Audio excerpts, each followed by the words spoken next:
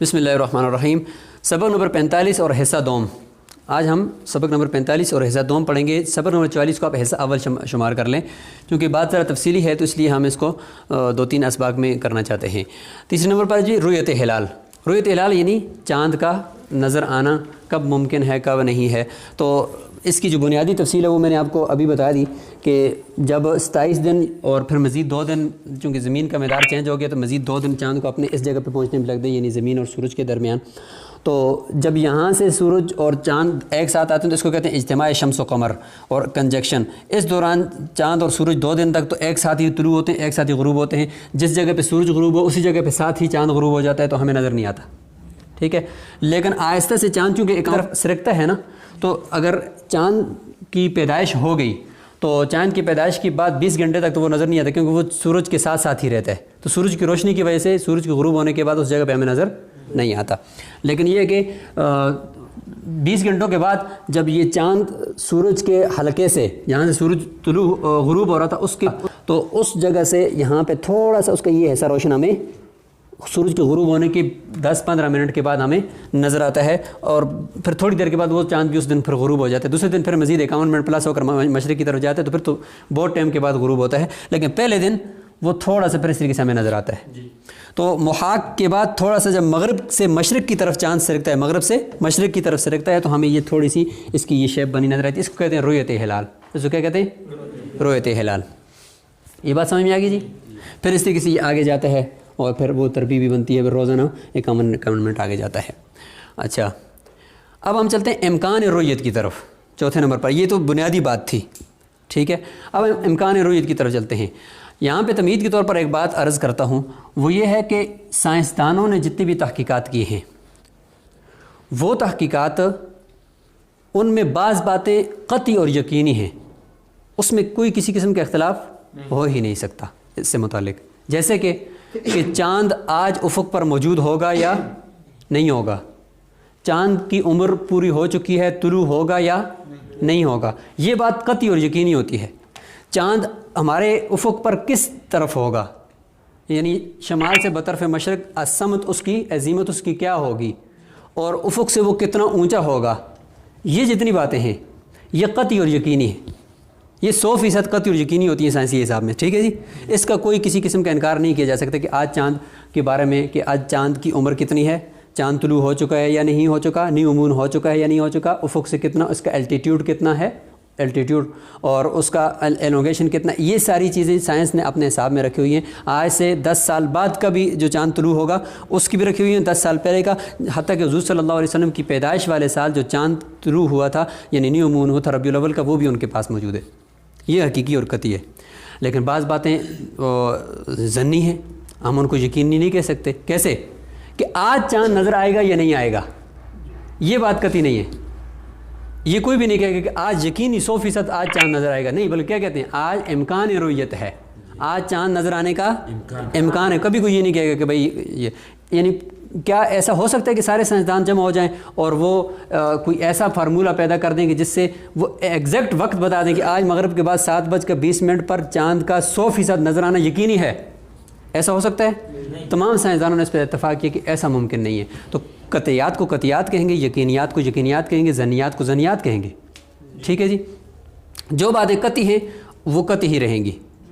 ٹھیک ہے, اور اب قطعی باتوں کو اگر دیکھیں کہ بھئی ایک سائنس کے تجربے نے اور ان کے سافٹ ویئر نے یہ بتا دیا کہ چاند نیو مون ہو چکا ہے, آج چاند جو ہے اس کی عظیمت 250 ہے مثال کے طور پر, شمال سے بطرف مشرق 250 درجے پر ہے, الٹیٹیوڈ اس کا 10 درجے ہے, یہ سائنس نے بتا دیا.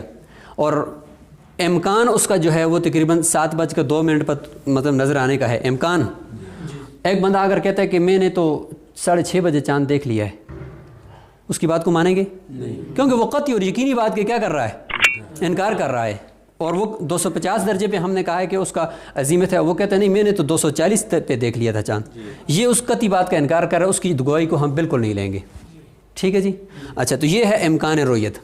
اب اگر اس بات پہ ہم تھوڑا سا دیکھ لیں اور اس کو تھوڑا پرکھ لیں تو میرے خیال میں یہ اختلافات سارے ختم ہو سکتے ہیں. آگے ہم شہادت کو پرکھنے کا ایک طریقہ آپ کو سکھائیں گے, وہ طریقہ آپ دیکھ لیں تو اس کے بعد سارا پانی پانی ہو جاتا ہے, کچھ بھی نہیں رہتا اس میں شک و شبہ, کیونکہ قطعی باتیں ہیں.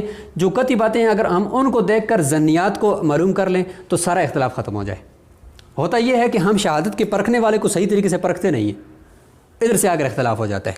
بہرحال امکان رؤیت یعنی یقینی طور پر یہ نہیں کہے گا سائنسدان آپ کو کہ آج ضروری فلاں ٹائم پہ چاند نظر آئے گا, بلکہ وہ کہے گا بھائی اس کی شیپ یہ ہے, اس کی عظیمت یہ ہے, اس کا ارتفاع یہ ہے, آج چاند نظر آنے کا امکان ہے. ہو سکتا ہے کہ آپ کے افق پر بادل ہوں, نظر نہ آئے, ہے تو ہے موجود لیکن نظر نہ آئے. ہو سکتا ہے کہ سائنسدان نے کہا کہ یار آج نظر آنے کے کبھی چانس یہ ہے کہ نظر نہیں آئے گا, لیکن موسم صاف تھا آپ کو نظر آ گیا, کیونکہ یہ تو امکانیات ہے نا, ظنیات ہیں, لیکن قطعی بات تو نہیں ہے نا. اچھا, چاند کے نظر آنے کے لیے جو چیزیں ضرورت پڑتی ہیں, سائنسدان جس چیز کو دیکھتے ہیں اور دیکھ کر آپ کو بتاتے ہیں کہ آج چاند نظر آنے کے امکان ہے یا نہیں ہے, اس میں قطعی اور یقینی چیزیں کیا ہوتی ہیں, وہ یہ ہیں. یہ چیزیں ان کے حساب میں موجود ہوتی ہیں. سب سے پہلے ہے جی لیگ ٹائم.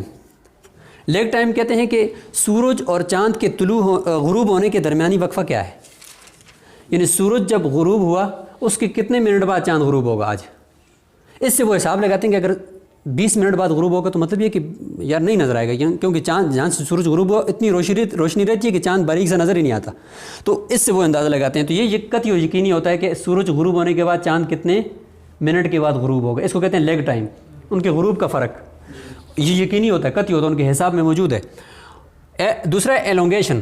ایلونگیشن کہتے ہیں کہ یہ مطلب یہ چاند کا اندر مرکز ہے, یہ سورج کا مرکز ہے. چاند اور سورج کے مرکز کے درمیانی جو فاصلہ ہوتا ہے, چاند اور سورج کے مرکز کے درمیان کا جو فاصلہ ہے یہ کتنا ہے, اس فاصلے سے, یہ فاصلہ اس کو ایلونگیشن کہتے ہیں. اس سے وہ اندازہ لگاتے ہیں کہ اگر فاصلہ زیادہ ہے تو چاند نظر آئے گا, کیونکہ سورج کی روشنی سے باہر نکلا ہوا ہے تو نظر آئے گا.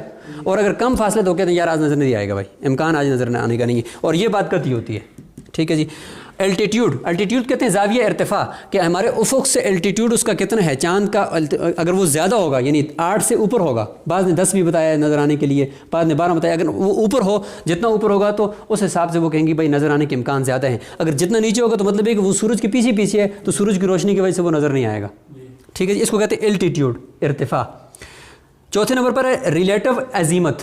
ریلیٹو عظیمت کا مطلب ہے کہ سورج جس عظیمت پر غروب ہوا, شمال سے بطرف مشرق جس عظیمت پر سورج غروب ہوا, چاند اس سے کتنی عظیمت پر پیچھے غروب ہوگا, ان کے درمیان کتنے درجات کا فاصلہ ہے. مثلا سورج 250 درجے پہ جا کر غروب ہو رہا ہے عظیمت پہ, تو چاند کتنے پہ ہوگا, 240 پہ ہے یا 243 پہ. جتنا وہ پیچھے ہوگا چاند تو اس حساب سے فوراً سائنسدان آپ کو بتا دے گا یار آج چاند کی جو ریلیٹو عظیمت ہے وہ 10 درجے کا فرق ہے درمیان میں, تو میرے خیال میں چاند آج نظر آنے کے امکانات زیادہ ہیں آپ کی جگہ پر. وہ اس طریقے سے آپ کو بتا دیتا ہے.